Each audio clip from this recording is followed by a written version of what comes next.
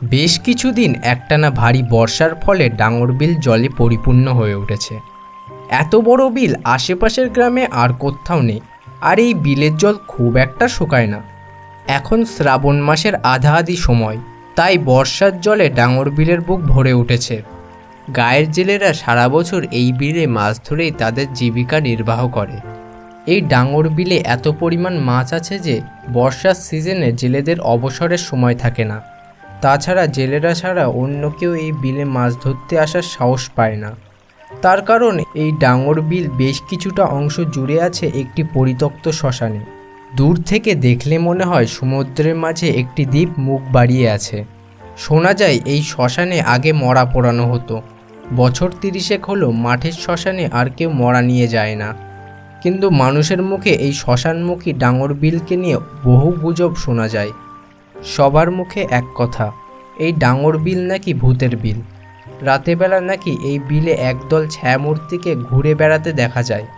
শুধুমাত্র জেলেরা পেটের দায় ছাড়া আর দিনের বেলাতেও এই বিলে কেউ যেতে চায় না। অথচ এই বিলে এখনও পর্যন্ত কারোর কোনো দুর্ঘটনা ঘটার কথা শোনা যায়নি।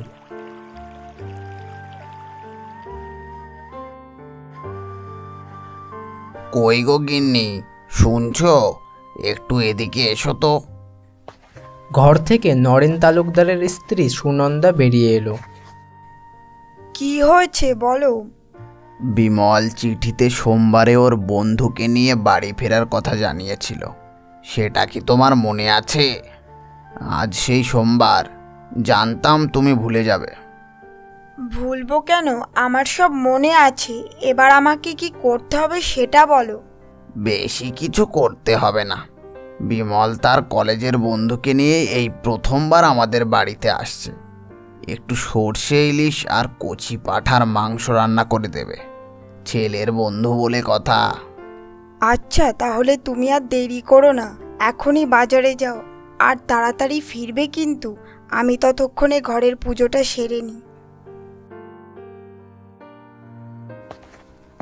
নরেন তালুকদার বাজারের ব্যাগ নিয়ে বাড়ি থেকে বেরিয়ে গেল।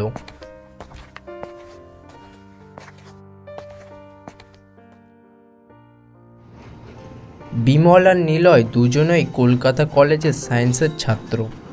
কলেজের ছুটিতে বিমল আজ বাড়িতে ফিরছে, সঙ্গে তার প্রিয় বন্ধু নিলয়কে নিয়ে।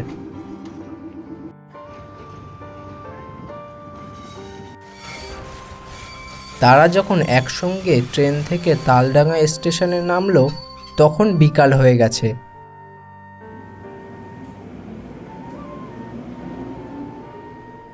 হঠাৎ আকাশটা মেঘে ঢেকে গিয়ে ঝিমঝিম করে বৃষ্টি পড়তে শুরু করলো, সঙ্গে আকাশ ভাঙা মেঘের ডাক। তাদের কাছে ছাতা ছিল না, তাই তারা স্টেশন চত্বর থেকে দৌড়ে গিয়ে একটি রিক্সা স্ট্যান্ডে এসে পৌঁছালো। কিন্তু স্ট্যান্ডে একটি খালি রিক্সা ছাড়া আর কিছুই দেখতে পেল না। তারপর তারা ব্যস্ত হয়ে রাস্তার পাশে থাকা একটি চায়ের দোকানে গিয়ে বসলো। সেখানে কিছু লোক গল্প করতে করতে চা খাচ্ছিল। বিমল আর নিলয় দুটি চা নিয়ে খেতে খেতে বলল, এই বৃষ্টির মধ্যে কি কোনো রিক্সাওয়ালার শ্যামগড় যেতে রাজি হবে? আজ যে কি অবস্থা হবে আমাদের। তাদের কথা শেষ হতে না হতেই চায়ের দোকানে বসে থাকা একটি বয়স্ক লোক বলে উঠল, আগে বাবুরা কোথায় যাবেন? এই রিক্সাটা আমার। বাকি রিক্সাওয়ালা বৃষ্টি পড়তেই রিক্সা নিয়ে বাড়ি চলে গেছে, কিন্তু আমার ঘরে এক দানাও চাল নেই। তা আপনারা শ্যামনগর যাবেন বলছিলেন, চলুন আপনাদেরকে রিক্সা করে নামিয়ে দিয়ে আসি। কিন্তু বাবু অনেকটা পথ, ভাড়া একটু বেশি লাগবে। আমাকে 20 টাকা দেবেন, তাহলেই আমি যাব। বিমল এই দুর্যোগ অবস্থায় টাকার কথা না ভেবেই রাজি হয়ে গেল। রিক্সাওয়ালাও এই বৃষ্টিকে অগ্রাহ্য করে তাদেরকে রিক্সায় তুলে নিয়ে চলল শ্যামনগরের উদ্দেশ্যে। বৃদ্ধ রিক্সাওয়ালা কাঁপতে কাঁপতে তার রিক্সার প্যাডেল ঘোরাচ্ছে। বৃষ্টির ফোঁটা ভেদ করে রিক্সা এগিয়ে চলে যেতে লাগলো।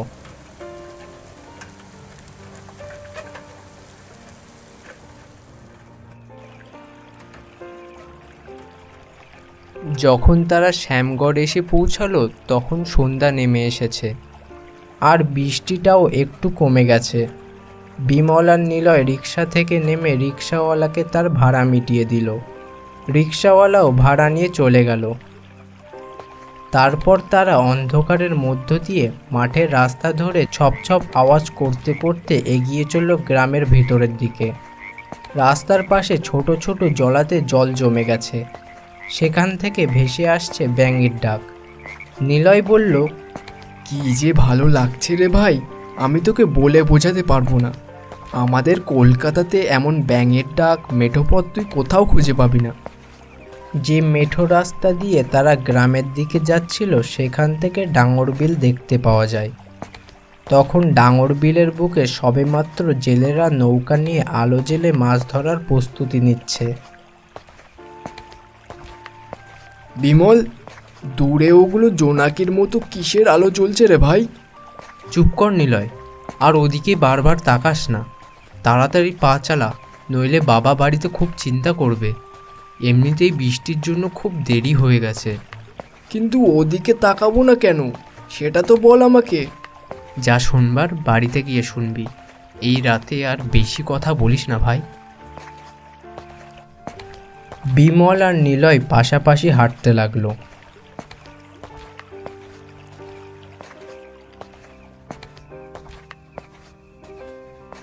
কিছুক্ষণ হাঁটার পর বিমল পৌঁছে গেল তার বাড়িতে। বিমলের বাবা নরেন তালুকদার ঘরের বারান্দায় একটি লণ্ঠনের সামনে চেয়ারে মুখ গম্ভীর করে বসে আছে।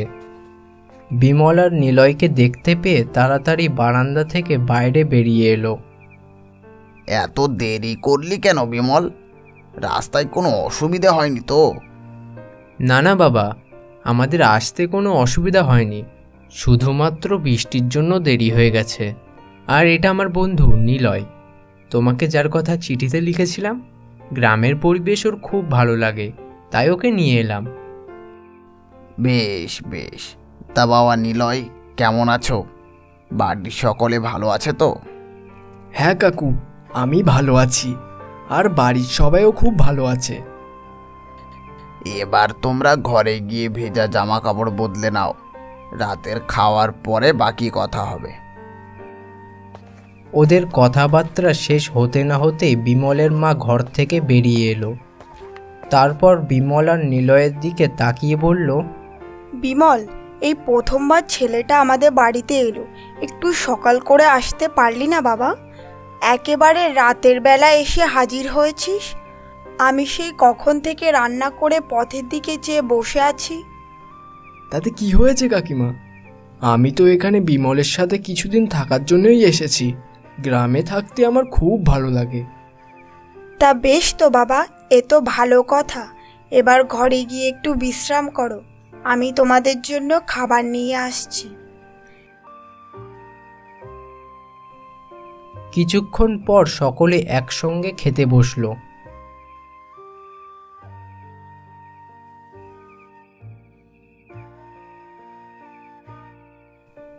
খাওয়া দাওয়া শেষ করে বিমল আর নিলয় যখন উঠে যাবে, তখন বিমলের বাবা বলল, নিলয়, তুমি আর বিমল এক ঘরে থাকবে।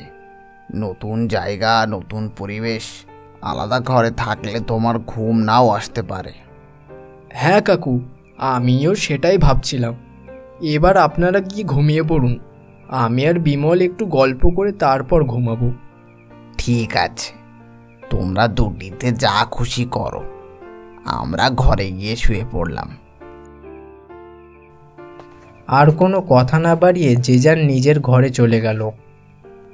বিমল আর নিলয় অন্য একটি ঘরে ঢুকে দরজা বন্ধ করে দিল। ততক্ষণে বাইরে আবার বৃষ্টি পড়তে শুরু করেছে। বিমল টেবিলের ওপর রাখা লণ্ঠনের আলোর জ্যোতি একটু কমিয়ে দিল। তারপর তারা খাটে শুয়ে গ্রামের নানা কথা আলোচনা করতে লাগলো। এবার বল বিমল, রাস্তা দিয়ে আসার সময় দূরে যে জোনাকির মতো আলোটা জ্বলছিল, ওটা কিসের আলো? আর তুইও বা আমাকে ওদিকে তাকাতে বারণ করছিলি কেন? বিমল কিছুক্ষণ চুপ করে রইল, তারপর বলল, তুই যা নাছর বাঁধা, তোকে সত্যিটা না বললে তুই তো শুনবি না, সেটা আমি ভালোভাবে জানি। শোন তাহলে, আসার সময় মাঠের ভেতরে যে আলোটা জ্বলছিল, ওটাই সেই ডাঙর বিল। ওখানে জেলেরা রাতে জাল পেতে মাছ ধরে। আর ওই বিলের মাঝখান জুড়ে রয়েছে ভীষণ বড় একটি পরিত্যক্ত শ্মশান। তাই রাতে এই বিলে প্রেতাত্মাদের ঘুরে বেড়াতে দেখা যায়। এই জন্য তোকে ওদিকে তাকাতে বারণ করছিলাম। এবার তুই ঘুমিয়ে পড়, অনেক রাত হয়েছে। জলে ভরা বিল, তার মধ্যে দ্বীপের মতো শ্মশান, রাতে আবার জোনাকির মতো আলোও জ্বলে, নৌকায় বসে জেলেরা মাছ ধরে। আহ, কি প্রাকৃতিক সৌন্দর্যময় দৃশ্য! আমার তো মনে হচ্ছে এই বৃষ্টির মধ্যে এক্ষুনি নৌকা নিয়ে তোদের এই ডাঙর বিলে চলে যায়। আরে রাখ তোর প্রাকৃতিক সৌন্দর্য। গায়ের লোক ভয়ে কেউ ওই বিলে যেতে চায় না, আর উনি শুয়ে শুয়ে প্রাকৃতিক সৌন্দর্যর গল্প করছে। এখন কোনো কথা না, ঘুমা। কাল সকালে তোকে গ্রামটা ঘুরিয়ে দেখাবো। Good night. এই বলে বিমল একটি চাদর গায়ে টেনে নিয়ে ঘুমিয়ে পড়ল। তার কিছুক্ষণ পর নিলয়ও ডাঙর বিলের কথা ভাবতে ভাবতে ঘুমিয়ে পড়ল। সকাল হতেই বিমলের মা একটি ট্রেতে করে চা আর বিস্কুট নিয়ে এলো।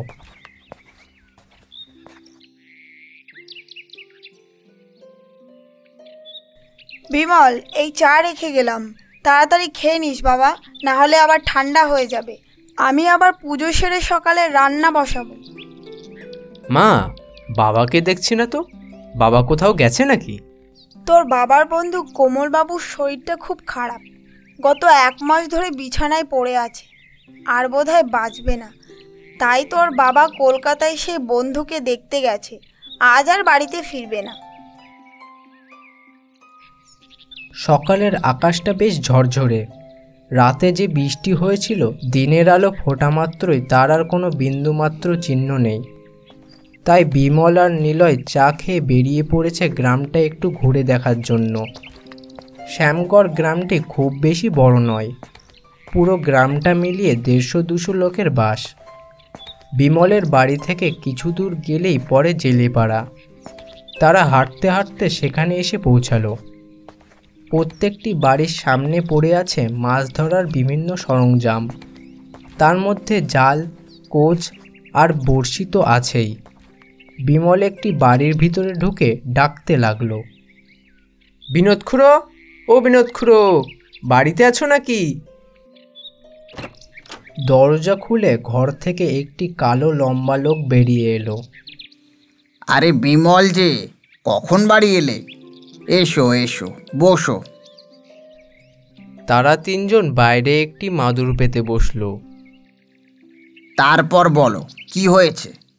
কিছু হয়নি খুড়ো, আমার এই বন্ধুটি কলকাতা থেকে এসেছে, তাই একটু গ্রামটা ঘুরিয়ে দেখাচ্ছিলাম।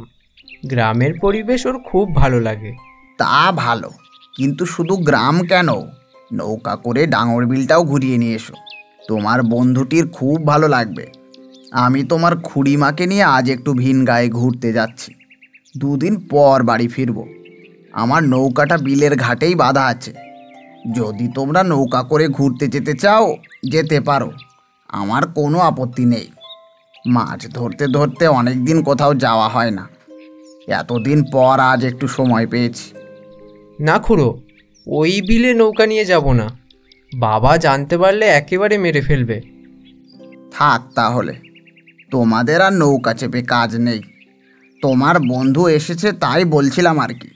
এই গ্রামে ডাঙর বিল ছাড়া দেখবার মতো এমন দৃশ্য কি আর আছে বিমল, যে তুমি তোমার শহরের বন্ধুকে দেখাবে? এই বিলে গেলে শীতল হাওয়ার ঢেউ পাবে, সদ্য ফোটা ফুল দেখতে পাবে, জলে চড়া বিল হাঁস দেখতে পাবে, আর মাছের কথা তো বললাম না তোমাদের। তুমি আর একটা কথাও বলো না তো খুড়ো। ওই বিলে যে রাত্রেবেলা ভূতেরা উপদ্রব করে, শ্মশান থেকে কান্নার আওয়াজ আসে, ওগুলো? বেশ, আমি তোমার কথা মেনে নিলাম যে ডাঙর বিলে ভূত আছে, কিন্তু তারা কি কখনো কারোর ক্ষতি করেছে? কাউকে প্রাণে মেরেছে? এই যে আমি তো প্রতিদিন রাতে ওই বিলে আলো জেলে মাছ ধরি, কই আমার তো কোনো দিন কিছু হয়নি। আসলে ভূত বলে কিছু হয় না। এই ভূতের কথা গায়ে রটিয়েছে কানাই জেলে আর তার কিছু সঙ্গীরা। শালা একটা বদ্ধ কুড়ে, শুধু ঘরে শুয়ে শুয়ে ঘুমায় আর গাঁজার কলকেতে দম দেয়। কাজের ভয়ে আর কি করবে, তাই এইসব গাঁজাখুরি গল্প রটিয়ে বেড়াচ্ছে। ওর তো আর বউ ছেলে পুলে নেই, তাই ওর বসে থাকলেও দিন চলে যায়। যাদের পেটের জ্বালা তারা ওসব ফালতু কথায় কান দেয় না। একদম ঠিক কথা।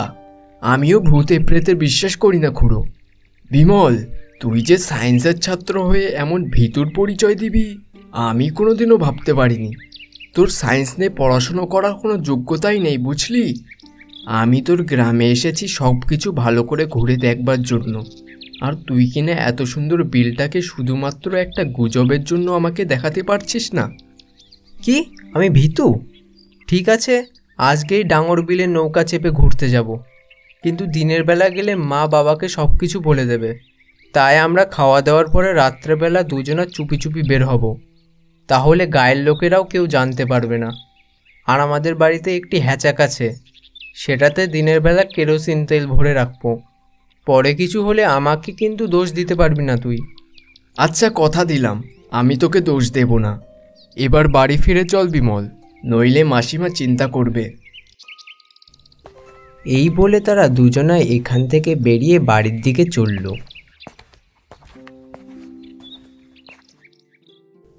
বাড়িতে পৌঁছে তারা দুপুরের খাবার খেয়ে বিমলের ঘরে একটু বিশ্রাম করল। চল বিমল, বিকাল হয়ে গেছে, এবার গিয়ে ঘাটে বাঁধা বিনোদ খুড়োর নৌকাটাকে একবার দেখে আসি। ঘরে আর ভালো লাগছে না। ঘরে কি আর ভালো লাগে? তোর মনটা তো চলে গেছে ওই ডাঙর বিলে।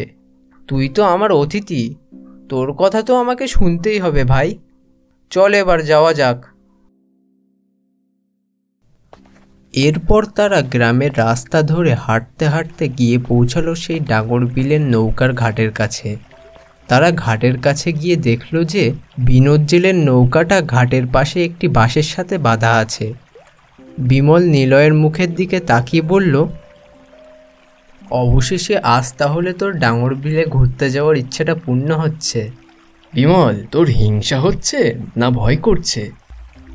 এই সত্য কথাটা বলতে আমার প্রথমের দিকে একটু ভয় ভয় করছিল, কিন্তু তোর কথা শোনার পর আমার সমস্ত ভয় কেটে গেছে। সত্যিই তো, একটি সায়েন্সের ছাত্র হয়ে ভূতের ভয় পাওয়া শোভা পায় না। তাছাড়া আমি তো একা একা কোনোদিনও ডাঙর বিলে ঘুরতে যেতে পারতাম না। তুই কাছে থাকতে আমার সাহস অনেকটা বেড়ে গেছে, তাই আজ আমার আর কোনো ভয় নেই। এবার চল বাড়ি ফিরে যাই। রাতে খাওয়া দাওয়ার পরে মা যখন ঘুমিয়ে পড়বে তখন দুজনা চুপি চুপি বার হব। সব কিছুর ব্যবস্থা তো হলো বিমল, আসল জিনিসগুলো তো বাকি থেকে গেল। হেয়ালি না করে কি বাকি থেকে গেল সেটা বল। মাছ ধরার সরঞ্জামগুলো কিভাবে ব্যবস্থা করবি? বিনোদ খুড়ো তো ঘরে তালা দিয়ে চলে গেছে, এবার কি হবে? ও এই কথা, তার জন্য তোকে চিন্তা করতে হবে না। আমার ঠাকুরদার একসময় খুব মাছ ধরার নেশা ছিল। উনি সারা রাত ধরে মাছ ধরতেন আর সকাল হলে বাড়ি ফিরে আসতেন। ঠাকুরদা তো আর বেঁচে নেই, কিন্তু তার সেই মাছ ধরার কোচ আর কেরোসিনের সেই হ্যাচাকটা এখনও যত্ন করে তুলে রাখা আছে। তাহলে বিমল, তোর ঠাকুরদা তো খুব সাহসী মানুষ ছিল, আর তুই তার ঠিক বিপরীত। বাজে কথা রাখতো। চল বাড়ি ফিরে যাই, সন্ধে নামতে আর বেশি দেরি নেই। কোচ আর হ্যাচাকটা তো ঠাকুরদার ঘরে রাখা আছে, ওটা মা দেখার আগে বের করে আমার ঘরে নিয়ে আসতে হবে। এই পরিকল্পনা করে তারা দুই বন্ধু বাড়ি ফিরে গেল।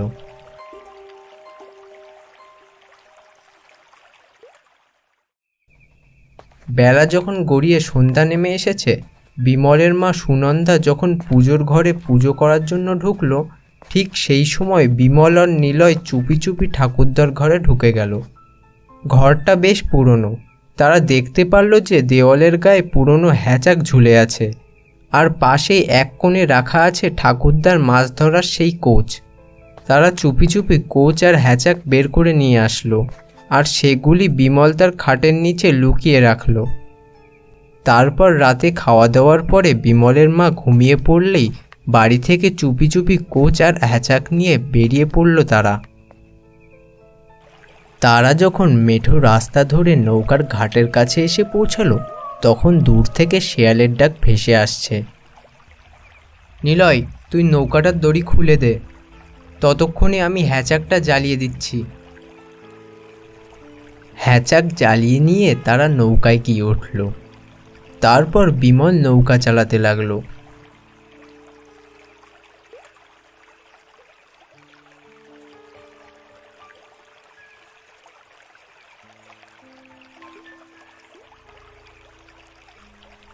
এখন আমারও মনে হচ্ছে আমি এই গ্রামের একজন মানুষ। কেন যে আমার এই গ্রামে জন্ম হলো না? তাহলে তো আমিও কোনো জেলের ছেলে হয়ে জন্মগ্রহণ করতাম, আর বিনোদ খুড়োর মতো খালে বিলে মাছ ধরে বেড়াতাম।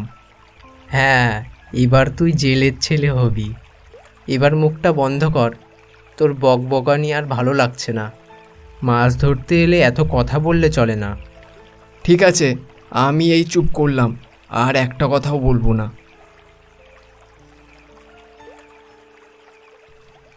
তারা দুজনে কথা বলতে বলতে কখন যে ডাঙর বিলের মাঝখানে চলে এসেছে সেটা তারা কেউ জানে না। এখান থেকে শ্মশানটা খুব বেশি দূরে নয়। শ্মশানের পাশে তাদের মতো কারা যেন আলো জেলে নৌকায় করে মাছ ধরে বেড়াচ্ছে।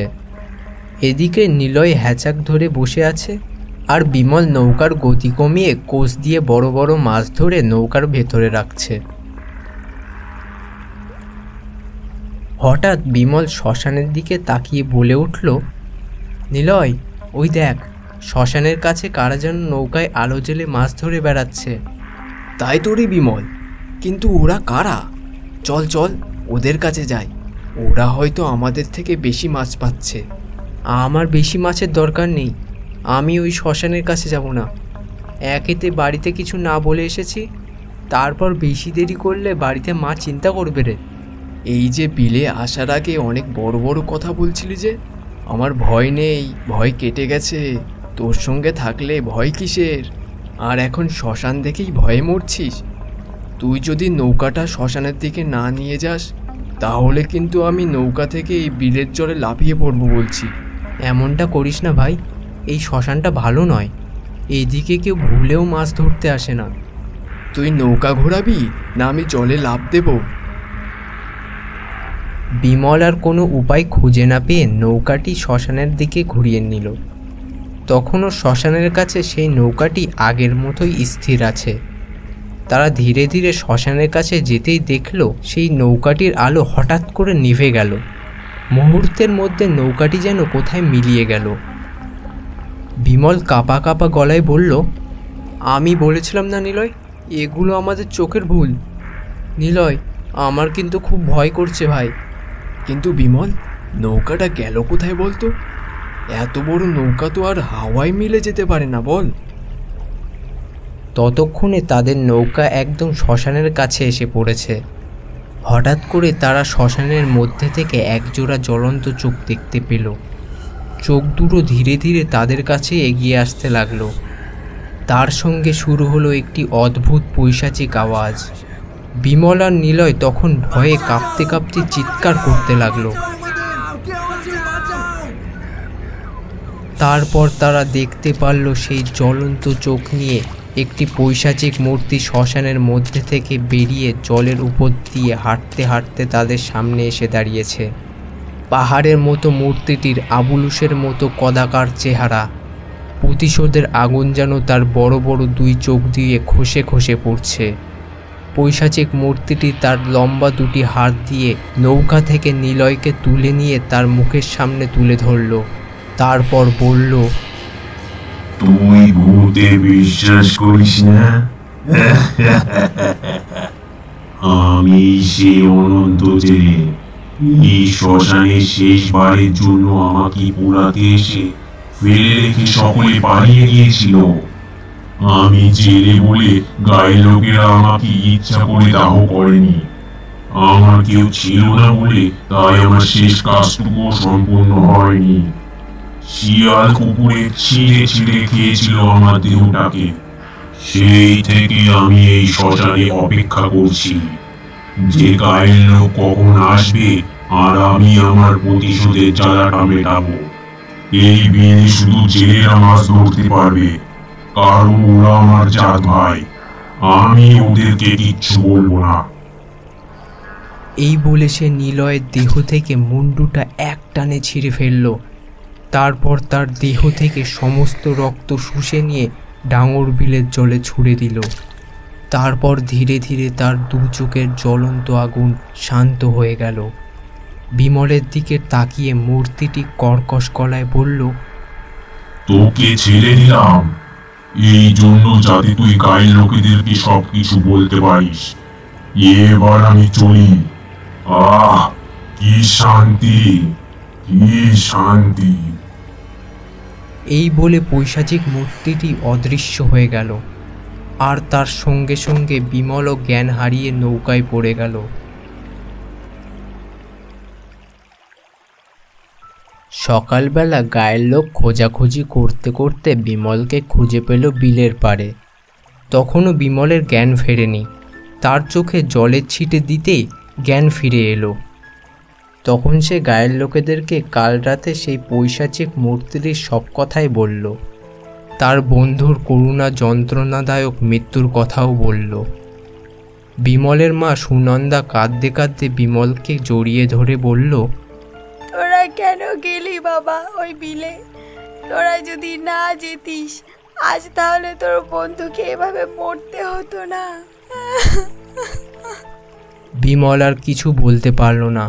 তার চোখ দিয়ে অঝরে জল পড়তে লাগলো।